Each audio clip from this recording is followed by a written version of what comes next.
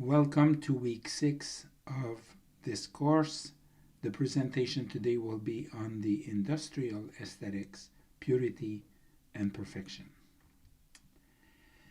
I start with rather interesting images that I shot in Jingdezhen, China when I was there of the slip casting area and the train tracks going through it.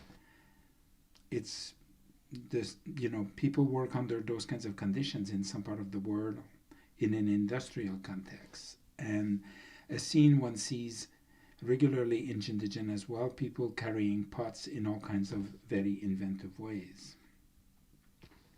So we may think that the industrial aesthetic in ceramics would be something reasonably recent, dating from the middle of the 19th century with the Industrial Revolution in Europe, but actually the history goes back to Mesopotamian time and throughout the history of ceramics.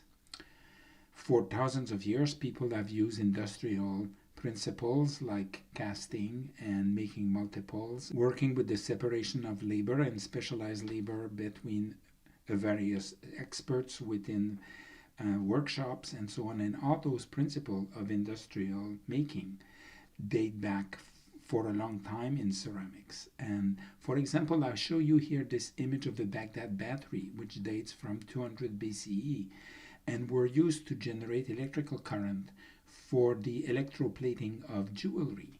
So there are all kinds of advances that we consider to be quite recent that in fact go back in time a lot. And recent makers like Twyla Exner and Christian Anderson are using the Baghdad battery to put energy into their iPods or to create installation where the electricity is part of the experience of the work. So this is an example, for example, of a mold from the Song dynasty that would have been used to make the type of ware we see on the right and be made in multiples and in large quantities. And again, it's interesting to consider how we understand modernism, which is such a strong aspect of the industrial aesthetic. And here we have designs by Josiah Wedgwood dating from 1768. And you can see the modernism of those cups, that they could have been designed, and they are in fact still being made by the Wedgwood factory today. But the simplicity of the form, the striking minimalist design are all attributes we give to modernist design, but they can go back in time quite a bit within the ceramic context. And I'm showing you this image here of this small set of objects. When and where was this made? That's an interesting question to consider. Well, it was made in Vienna in 1823. So modern design 100 years before it begins. And again, within the field of craft and ceramics and other craft forms, very radical designs happened very early on. And Theo van Doesburg, an artist working in 1919, made this extremely striking group of vessels. And in the 19th century, we have a precursor as well, a very important precursor in Christopher Dresser, who, as we can see here, made work of striking radicalism and great modernism before the term was even struck. And I'm just showing you a few more examples of that, the role of precursors in design and the initiation of modernism starting very early on in the 19th century and very often with women designers like Jutta Sittke or Michael Powolny, whose work I have shown you before. This is an example of his extremely radical work from 1906 and a later example from 1928.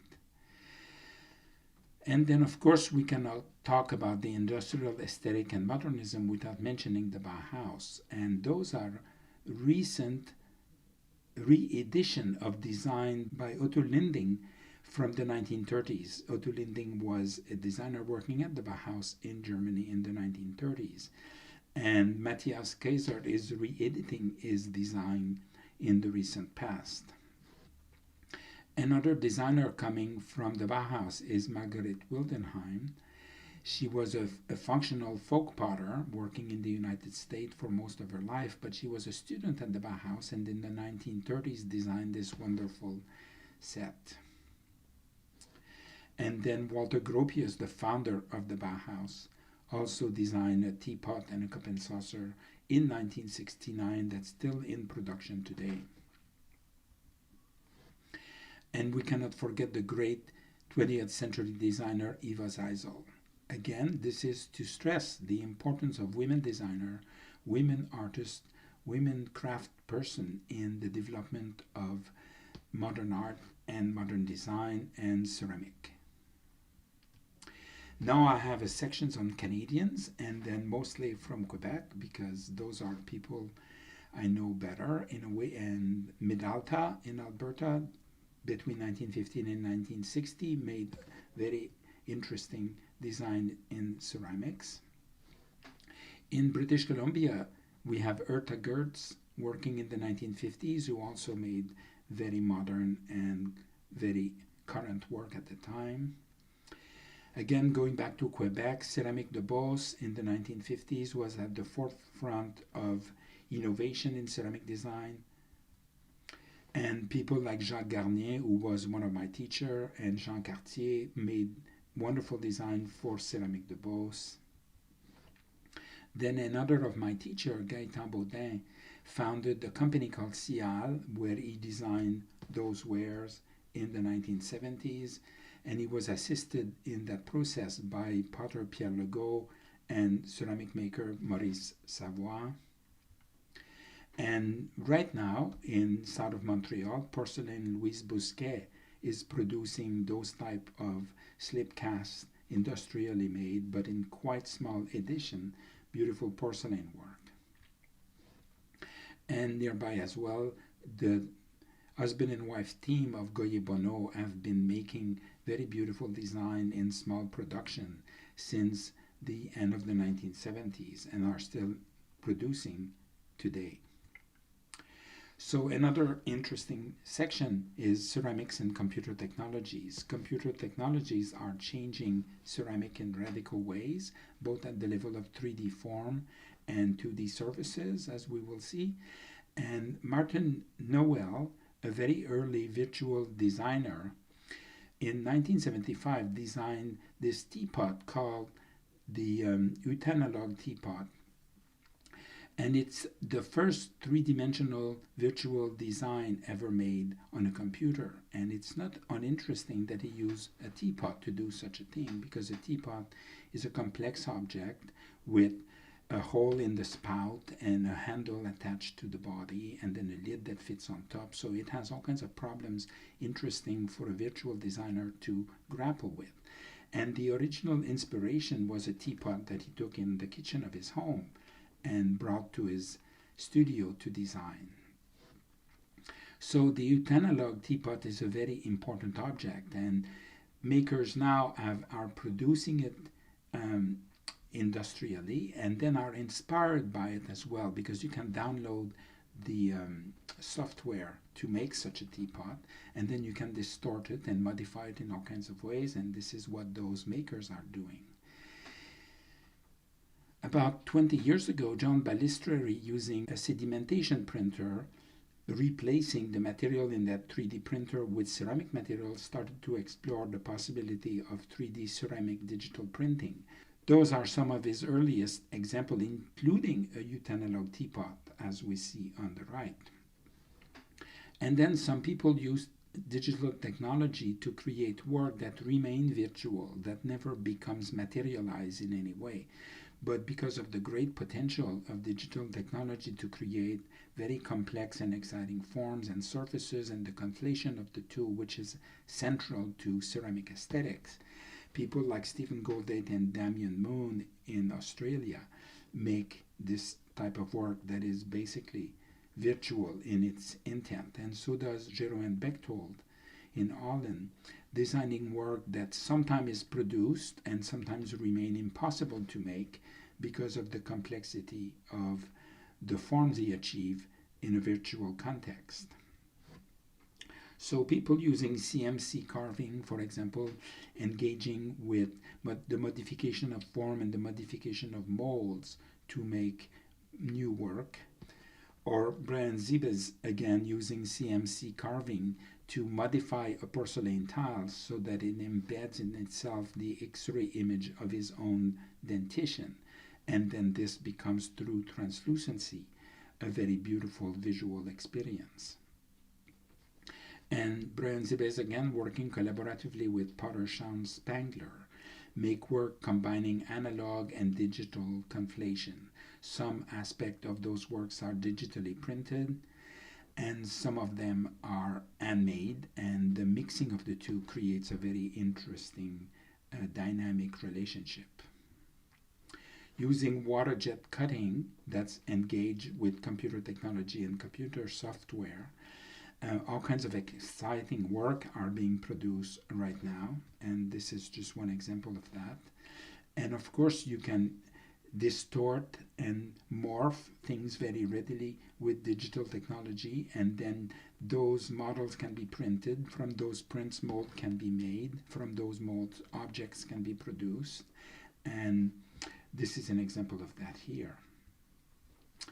And again, like the possibility for creating objects and forms and experiences that never existed before with the use of digital designing, digital printing, and so on, it creates the possibility for very exciting new work to be made.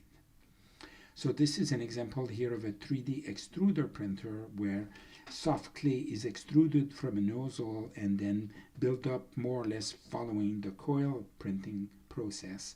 This can be done with a variety of material, including ceramic and clay. And examples here of two makers who have used extrusion printer to create work. And there is a lot of development of that kind of work happening right now all over the world. The structural complexity of those shapes is necessary for the form to resist gravity as it raises in space, because gravity becomes your enemy when you work with that system. And by using the structural complexity of the form to counterbalance the effect of gravity, work of great complexity and amazing richness can be achieved. And I'm showing you a few examples of recent work made with that system, where the use of curves and very new and interesting organic shapes. Some people work in an organic fashion, some people work more with geometry, but many very exciting development happen from the making of new forms, new complex relationships between pattern and form by using this technology. And Brian Peters here using extrusion printing, as we can see on the bottom left, to create this tile pattern that can be positioned in two very different orientations to create either a blank wall or a wall through which one can see. And Olivier van Herpt from the Netherlands is, in my opinion, the person who is doing at this point the most interesting work with extrusion 3D printed form in ceramics. And he has introduced the possibility for color to be added recently. All of those things are still very much at the experimental stage. There are a lot of limitations yet for what's possible with those forms, but more and more people achieve great complexity and use all kinds of principles like sound vibration to create very exciting textures and surfaces and patterns while using 3D printing technology. Michael Eden in England also uses printing technology, but he doesn't necessarily use ceramic materials. He uses ceramic form, ceramic references in all kinds of ways, but because of the difficulty of using ceramic material with the sedimentation process of printings, where layers and layers and layers of materials are added in a dry format, one on top of the other, he prefers at this point to use his non-ceramic material to make his very exciting work. And sometimes his work incorporates references to digital vocabulary, like QR codes, as does Aaron Nelson in Midalta on the right. and Adam Nathaniel Furman, using again plaster and plastics and rubber material to create ceramic references that can incorporate color in more exciting ways than is yet possible in ceramics. But I believe in the not too distant future, ceramic will engage with digital technologies in amazing complexity, and you should prepare yourself to address the need of making new ceramics using those technologies. There are all kinds of software where you can draw in space with your hand and capture movement in space to create new form as well. And you should keep yourself informed of those developments, because they will create very exciting possibilities very soon. But you can also send a scan of your face, and somebody will make a mug by printing your face, making a mold of it, making a cast, and then glazing it and firing it and returning to you. If you go on the internet, you can order such a cup with your image embedded in the ceramic form. So let's talk a bit about the industrial surface, which is also a very exciting aspect of the industrial aesthetic. In all of those lectures, I always talk about an aspect of form and an aspect of surface, and this is true as well with the industrial aesthetic. And again, Howard Cutler was a precursor at the edge of development of new possibilities for using commercially available decals and modifying them through cut and paste and reassembly, starting in the 1970s. And this work was again tremendously influential for many artists all over the world in further development of that potential in their own work. And we see an example of that here in those wonderful plates by Marek Cicula, recomposing a carpet by scanning the pattern of a carpet, creating digitally printed ceramic decals that are then transferred onto industrially made plates to recreate a new experience for both the carpet and the plate. Andy Bremen taking a photograph of his own hands and creating a digitally printed ceramic decals and again transferring it onto a plate. And many makers working in the recent past have explored this potential for digital morphing to transform images and change them in radical way, and then printing them and transferring them into a ceramic context. Again, the work of Paul Scott, who uses that potential for sometimes remove information or add information to images that he then reapplies over ceramic forms that are industrially produced. And this is a folded paper vase that makes references again to ceramic at the level of the blue and white, and the fact that it is a vase, which is a perfect ceramic form in many ways. But this is an object made out of paper that can be folded and opened up to create a vase, and I find that quite interesting as well.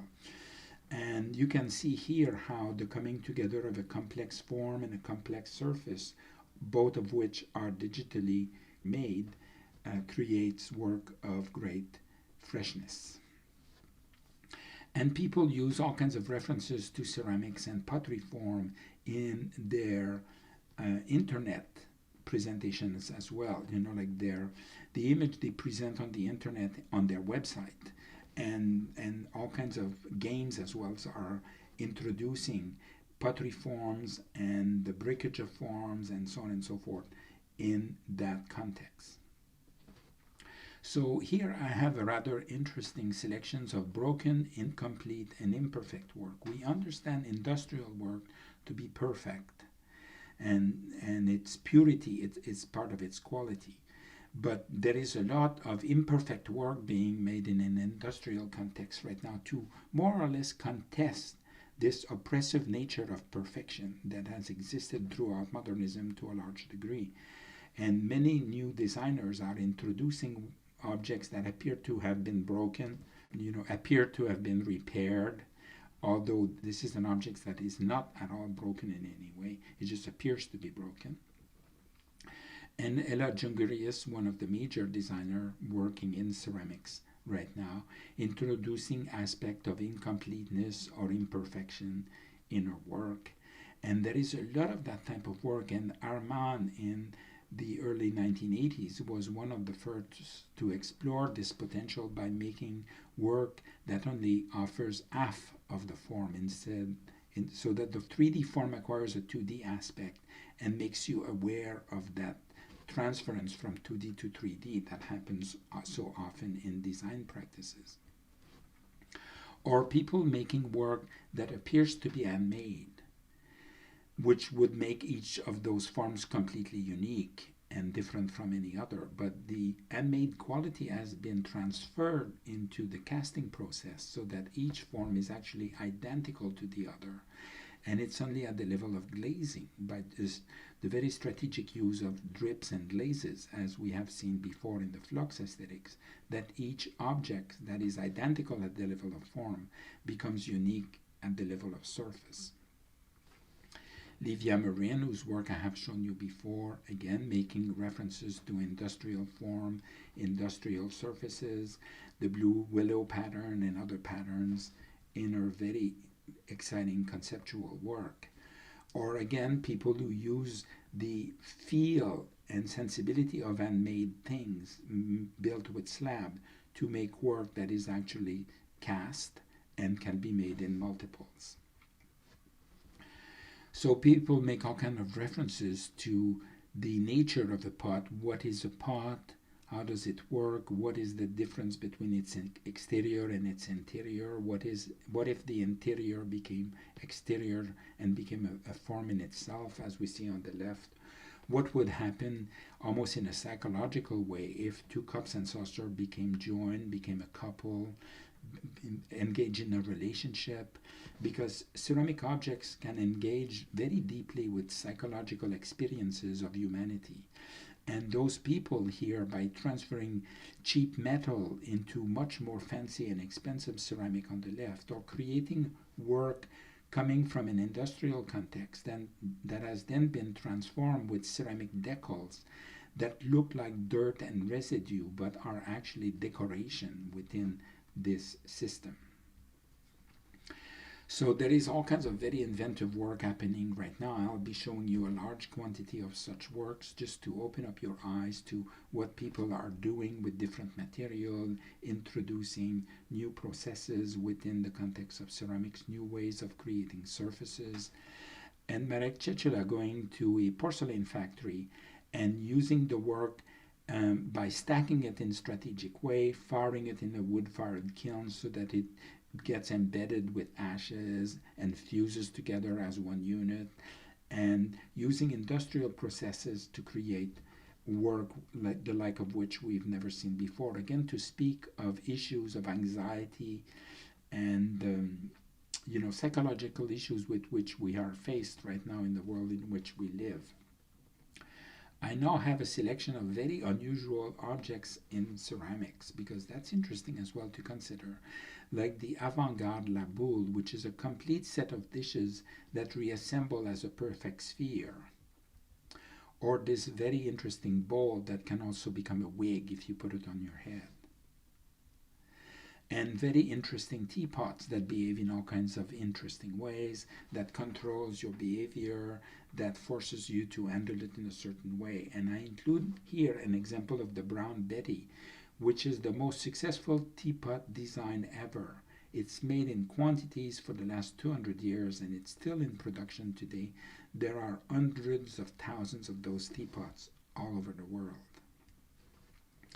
And people using interesting tools that they fabricate themselves, like Julian Bond here making this machine that contains rods of plaster that can be moved in and out and create spaces inside that can then be filled with slip to create completely new forms of great originality that references pixels in digital technology. But also another example of his work on the left here, this lamp, and a few other lamps by yet another designer. I will have a complete selection of light fixtures coming up, but I wanted to introduce this right away. Another light fixture on the left made by pouring plaster in a rabbit hole and from that solid model creating a new form. And the same thing on the right with a dog footprint in the snow. So the dog went through the snow, the person poured a capturing agent into the hole. From that solid mass, a mold was made, and then a hollow cast was produced to make a vase. So people look at industrial processes in all kinds of very original way right now. And for example, those objects are made with handles coming from cups, and instead of putting them on cups, they were reassembled together to create a dish or a bowl. Or people using magnets to assemble and disassemble and create an interactive system to create your own forms if so you wish. Or assembling cast object in interesting ways so that you are meant to reassess your relationship to those objects. Am I supposed to use those objects? How would I do such a thing? What would happen if I were to use them? And become aware of the activity with which I am engaged in the process. This is a very interesting piece where when you put those containers strategically over the circular shapes within the storage device, the contact of metal against metal produces electricity, and it generates enough electricity to activate the small lamp that you can see on the right of the larger structure.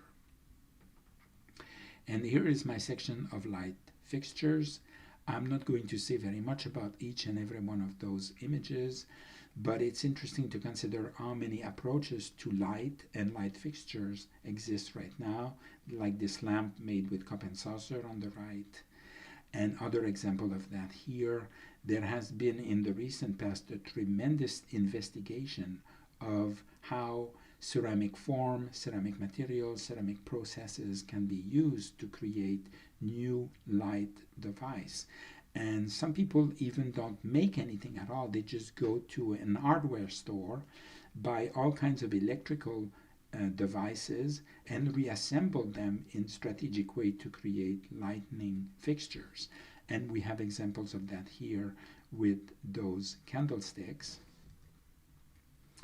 And ceramics is used presently to make all kinds of things.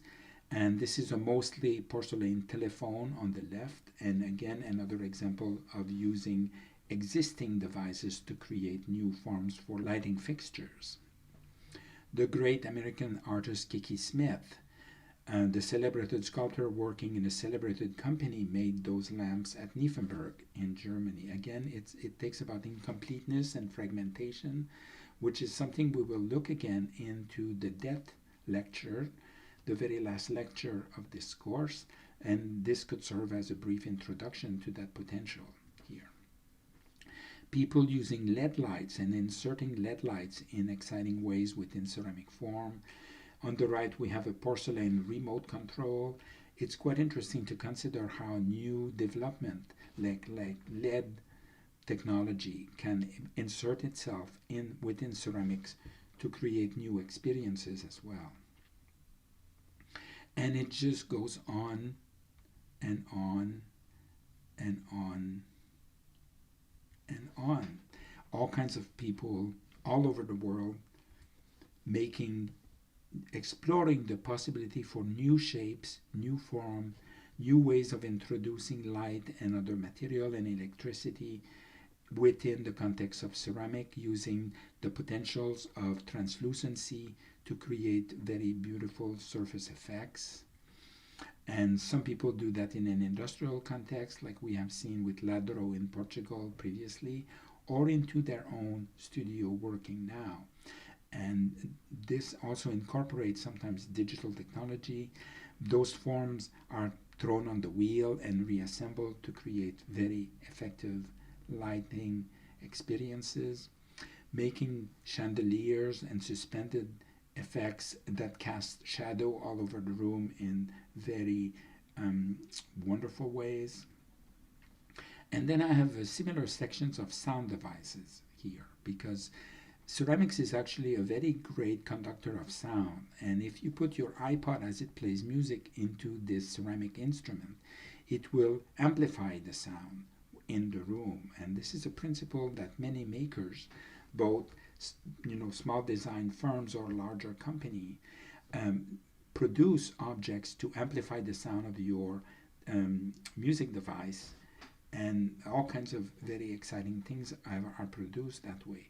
And speakers are as well, incorporating wonderful patterns and the relationship between the objects producing the sound and the object projecting it in space create a conflation that's quite visually and conceptually exciting.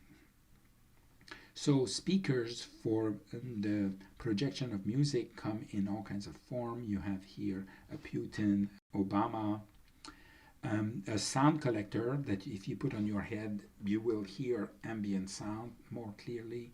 Those things are not always practical. They're not meant to be necessarily functional. They're just meant to create new experience for you to experience the space in which you are and the sound that is generated around you. And this can be done at the level of wall for the transference of sound from one side to the other. And as I have mentioned, ceramic is an ideal material for this transference because it amplifies as well as captures and pass on.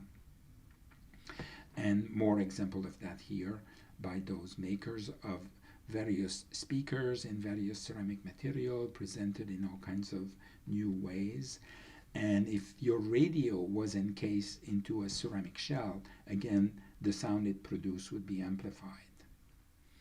And you have hard drive covers that have been generated in the recent past because core unum is a material that is a ceramic material that's basically unbreakable. So it can be used in all kinds of new and exciting ways.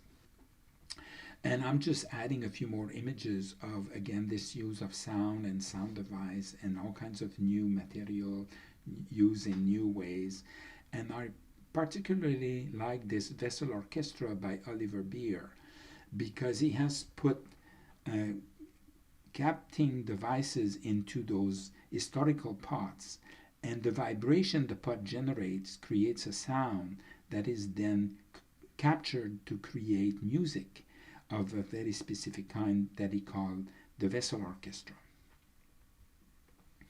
And then people using humidifier for radiators by filling them with water, setting them in specific ways over radiators for which they were designed.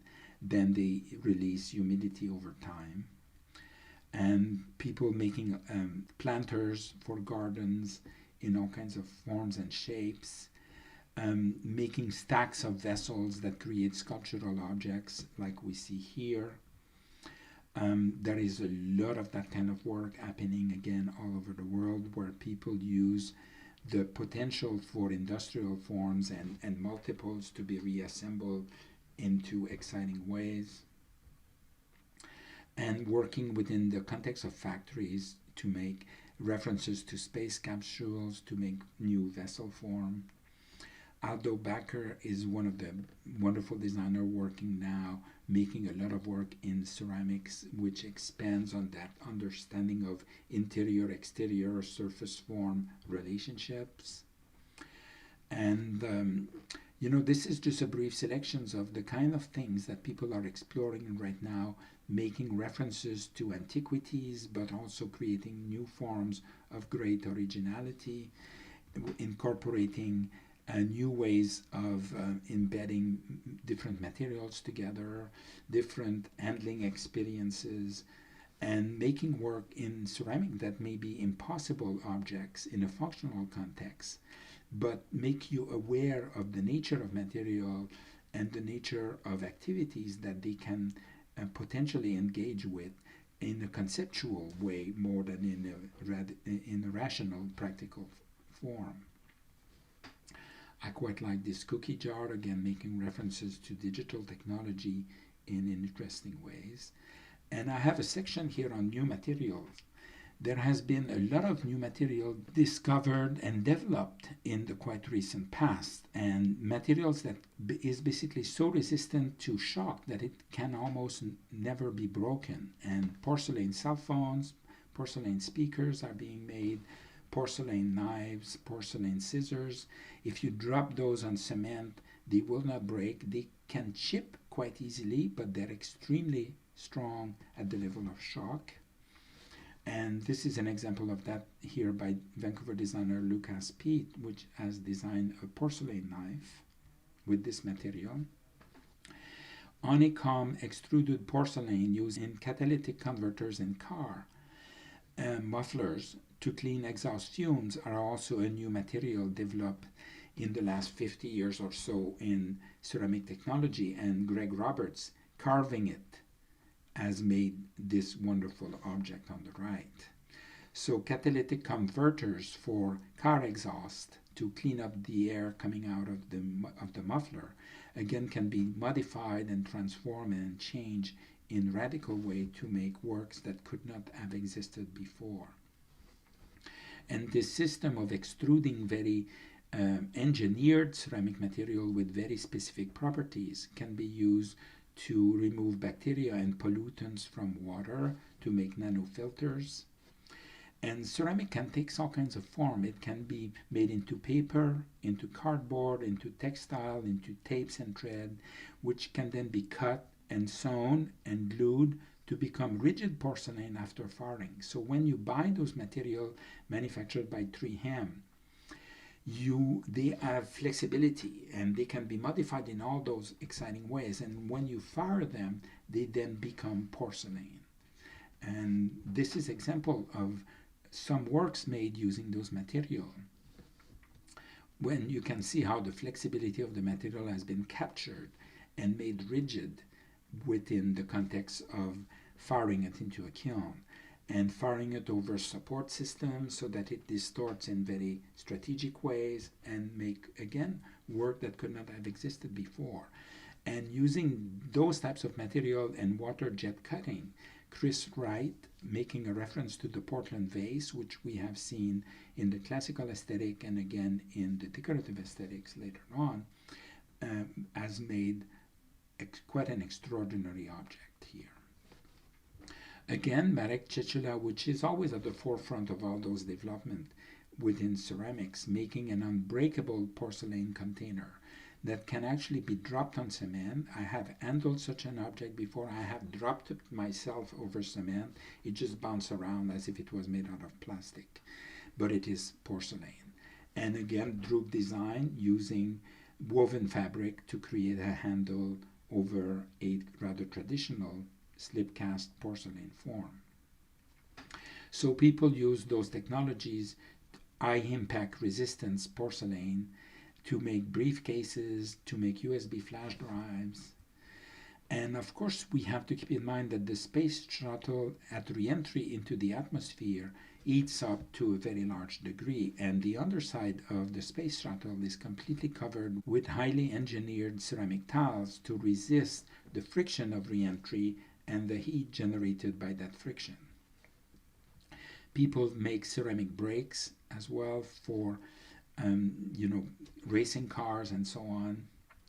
New bicycles have been engineered right now with ceramic gears and ceramic brakes and ceramic parts that are extremely resistant as metal, but have properties that metal doesn't have.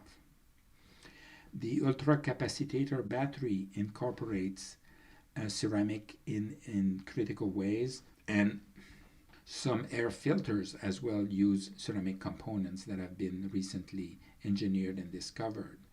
And people are attempting to introduce the potential of ceramics in the context of the regeneration of reefs in the ocean, for example, or for the harnessing of solar energy as well. Ceramic plays a very critical role in all of those things.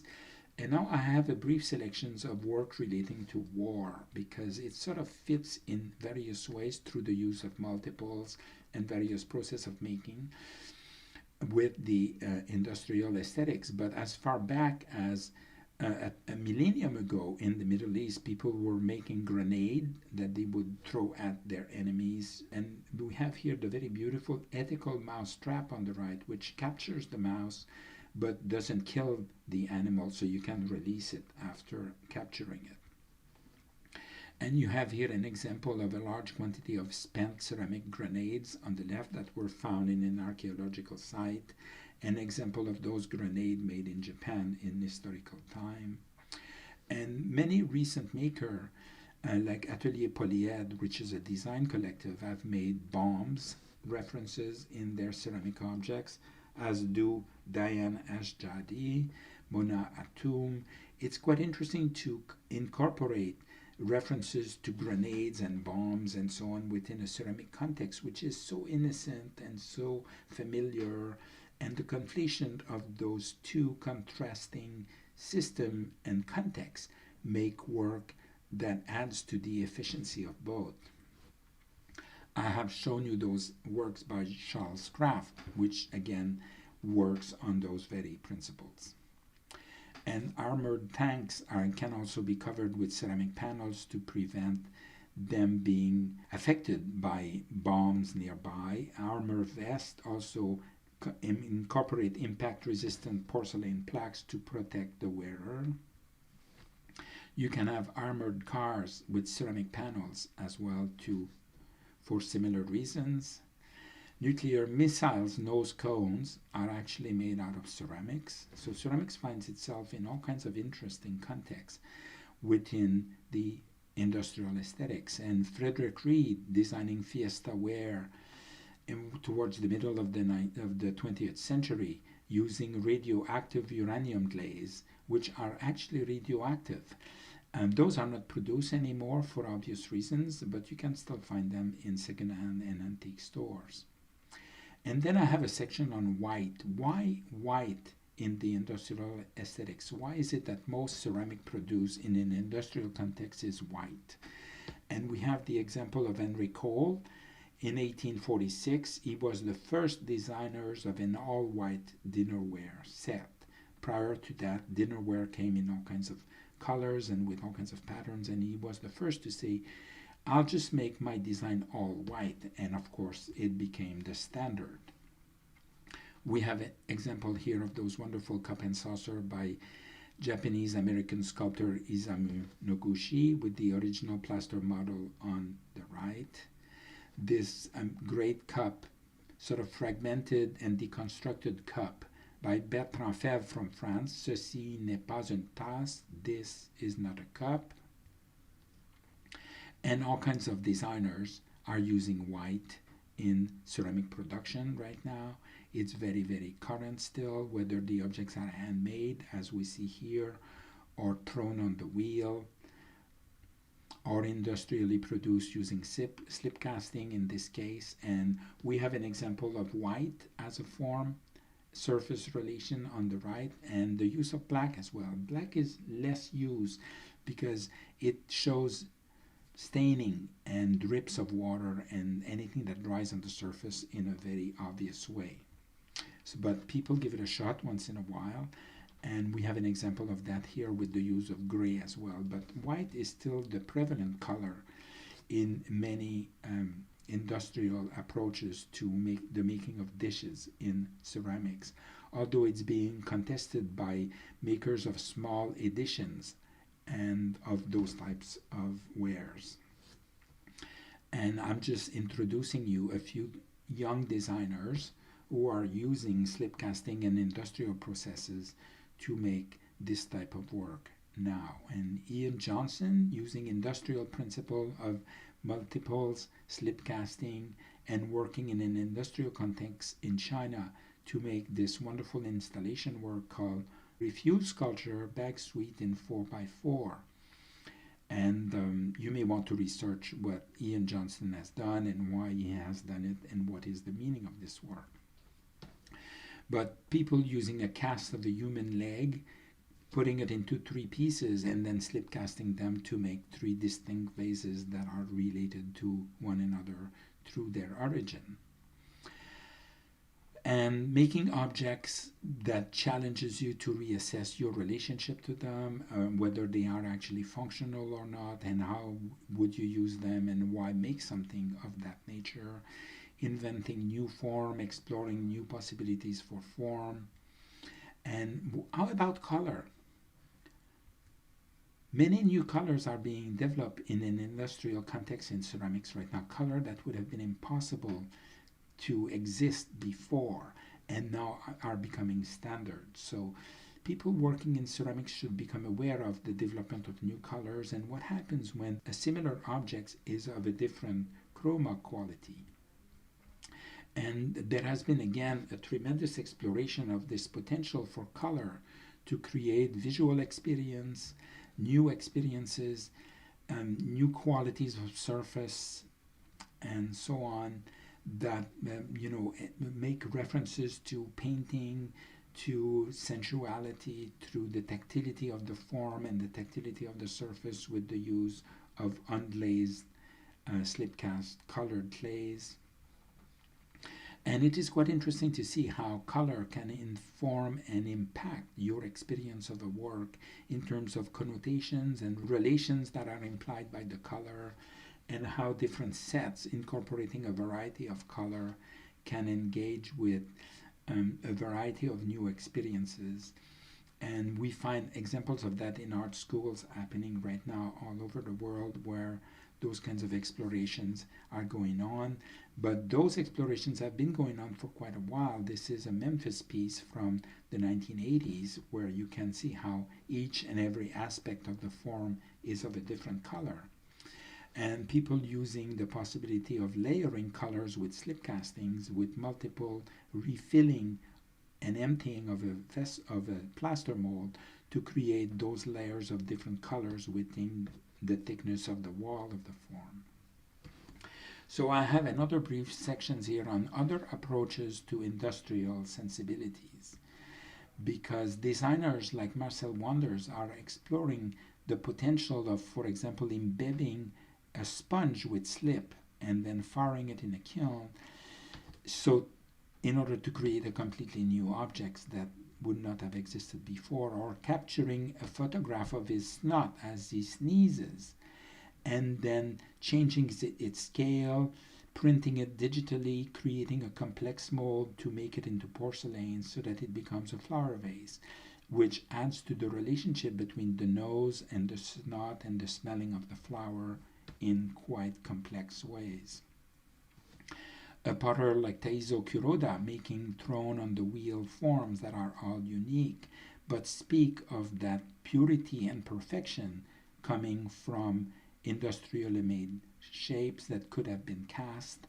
The whiteness of the form, the simplicity of the shape are all informed by industrial precedent in ceramics. And even maker working completely by hand, making handmade objects of great sculptural quality, are informed by the aesthetic of industrial processes through slip casting in the case of Bodil-Mans, and then silkscreen printing at the level of decals as well.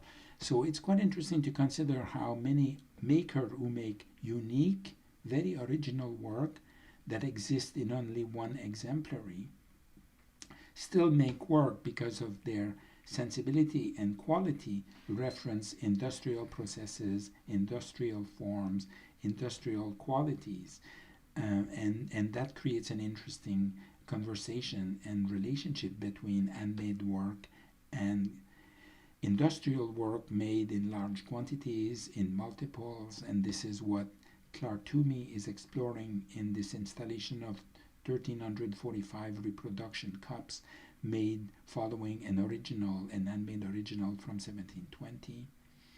Even a ceramic artist like Nicolas Reina, at the level of the perfection of the form, references industrial process, as do Martin Smith, Michael Gerstein, Ken Eastman. So all of those work are unique work that exist and that are completely handmade, but they still references industrial processes, here in the case of Philippe Bard at the level of slip casting, or through multiples and reassembly and so on, those wonderful chair and stool by Steen Ibsen. The work of Julie York as well references those potential by the use of perfection, multiples, slip casting, and industrial references in the context of a very complex sculptural work. And the very last image for today, this industrial landscape plate by American ceramic artist Ken Price. See you next week for the last presentation on a ceramic aesthetics, the material aesthetics. See you.